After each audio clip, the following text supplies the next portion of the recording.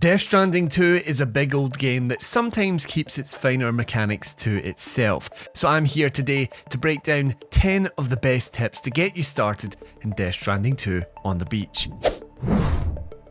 Hello folks, Aiden here from Push Square, and if you like this video, consider subscribing to the channel for more PlayStation content just like this. Right, let's get started with our very first tip, which is always scan for lost cargo on your way to your destination.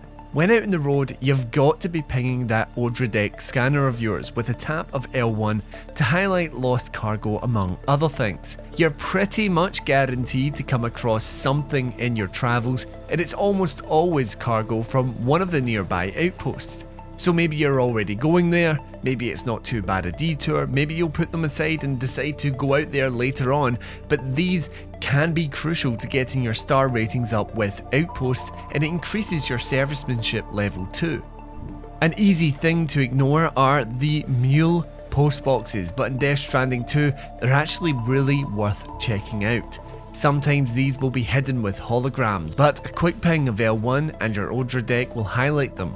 These can store some valuable items like guns, ladders and the like, but they're quite often also littered with lost cargo items and decent wee caches of valuable materials, which of course are paramount to fabricating items in bigger structures like roads. The brigands' camps themselves are also usually filled with materials to collect, but if you're just nipping in and out with a wee bit of stealth, this is a guaranteed spot to have something worth your while.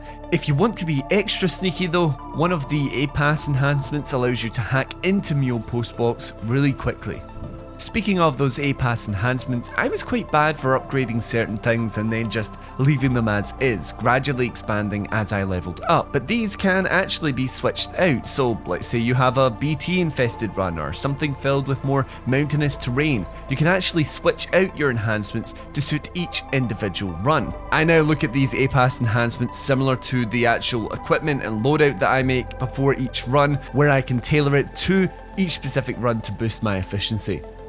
So one of my favourite new additions to Death Stranding 2 is the auto arrange feature. This was and is still available when you're stocking up and about to head out in the management menu, but now it's also available when out in the field through the quick access menu. By holding up on the D-pad, then using the analog sticks to select auto arrange, this can really help you out with your balance and movement if you've been, let's say, using things in your pack and you've got rid of them now, or maybe you've picked up some new items on the road. It's a great quality of life improvement and an easy one to miss.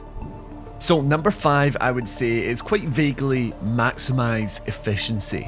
So every time you leave the base in Death Stranding 2, you need to make sure that you're getting the most out of it. Therefore, you should be accepting multiple orders and visiting a couple of bases along the way to your final destination. Although admittedly, it is a balancing act. You don't want to overstuff your backpack and then struggle to flee if you're caught by a bunch of enemies. And similarly, you still want to make a little room to pick up the extras along the way. You do have a lot more options, of course, as vehicles and exosuits come into the game, but basically, don't just be accepting the main objective deliveries and nothing else. Ranking up other strongholds isn't just a points thing. These places will actually reward you with better gear as you increase your star level, giving you even more options down the line. So when you're going out, just make sure you're getting the most out of those journeys. So as your delivery loads start to expand, you're going to be utilizing vehicles and exoskeletons quite a bit. I personally found that battery life in this game was a bit shorter than it was in the original, so you really need to make sure that your vehicles can actually make it all of the way.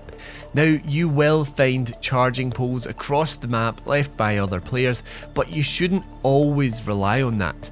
That's why I always like to make sure I have a PCC on me, or maybe even 2. This means that when things are looking kinda sketchy battery wise, I can pop one down and charge up the car or my exoskeleton. Obviously, as long as I'm within an area connected to the Cairo network. Even still though, sometimes you need to make sure you're getting your car as far as it can, with river crossings and big hills really eating into that battery. Basically ride that car all the way down to the very end of your battery, as long as you're within the Cairo network, plonk one of these things down, charge it up, so you're basically doubling your distance. And just basically be battery conscious. It's not just a vehicles thing, there are other elements you need to watch out too. So sticking with your vehicle for a moment longer, as I mentioned, you're going to want to pick up some lost cargo across your journeys for extra likes and ratings. However, things can be a bit tedious if you're having to jump in and out and in and out of your vehicle to pick up things you find along the way. Now that's where the sticky cannon comes into play. You're going to unlock this attachment for the truck by connecting the F2 South Distribution Centre in Australia. For me, that was roughly 11 hours into the game, although that time will vary depending on how much grinding you do early on. But once you have unlocked it, you can head into the garage, customize your vehicle and add the sticky cannon to the side. This then allows you to just soak up some lost cargo and other materials whilst keeping things moving. It's so damn handy.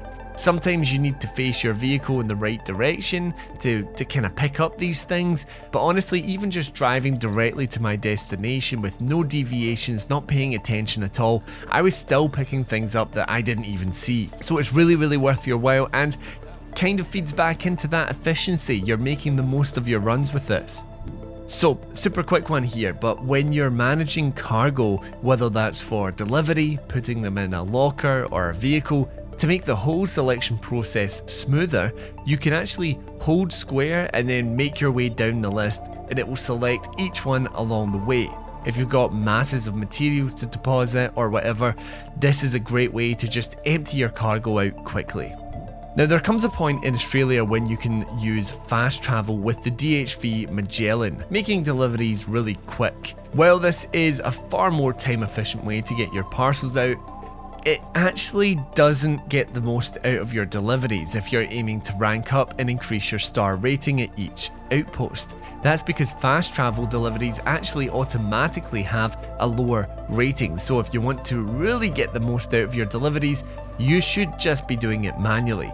Time consuming, sure, but like I mentioned before, you're getting more out of these places when you level up with them, so it's in your interest to put in that graft.